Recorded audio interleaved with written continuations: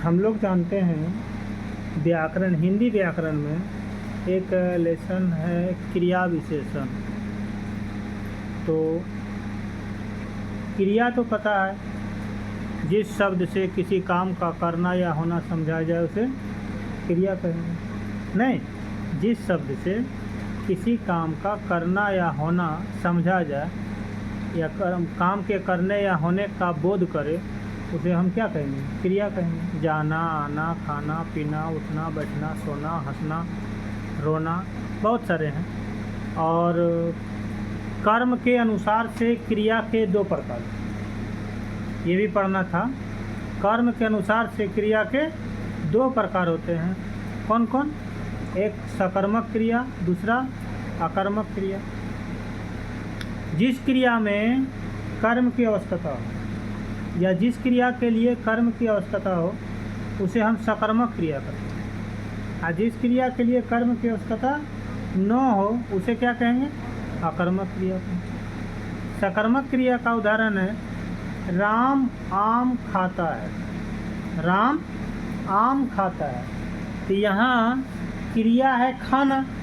अब सवाल है क्या खाता है? आम खाता है। आम क्या हुआ? कर्म हुआ। क्रिया का फल जिस पर पड़े कर्ता के अलावे, कर्ता के अलावे क्रिया का फल जिस पर पड़े उसको हम कर्म कहते हैं, और जिस क्रिया के लिए कर्म की आवश्यकता हो उसको सकर्मक क्रिया कहेंगे। सकर्मक क्रिया में उदाहरण था क्या? राम आम खाता है।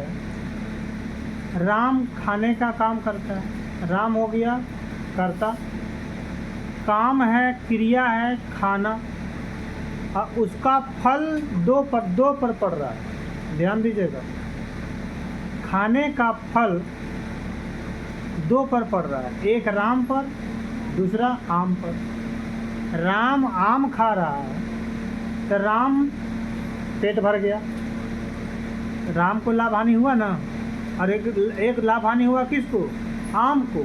आम बड़ा था, छोटा हो गया। नहीं, आम में छिलका था उसको फेंक डाले, आम में गुद्दा था उसको खा गए, तो उसका भी फल आम पर भी पड़ा ना। इसलिए आम क्या हुआ? कर्म हुआ। आम क्या हुआ? कर्म हुआ। इस प्रकार यहाँ पर खाना कैसा क्रिया है? तो यहाँ खाना शब्द जो है सकर्मक क्रिया है।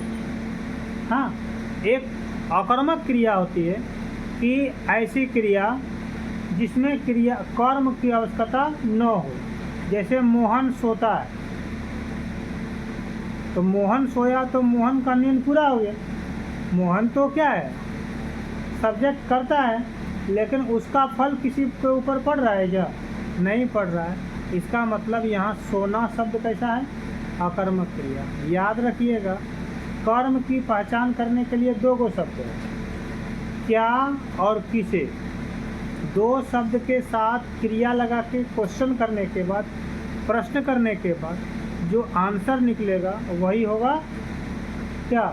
कर्म होगा। क्या होगा? कर्म होगा, लेकिन कर्ता के अलावे। तो सकर्मक क्रिया और अकर्मक क्रिया, समझ में आई बात ना?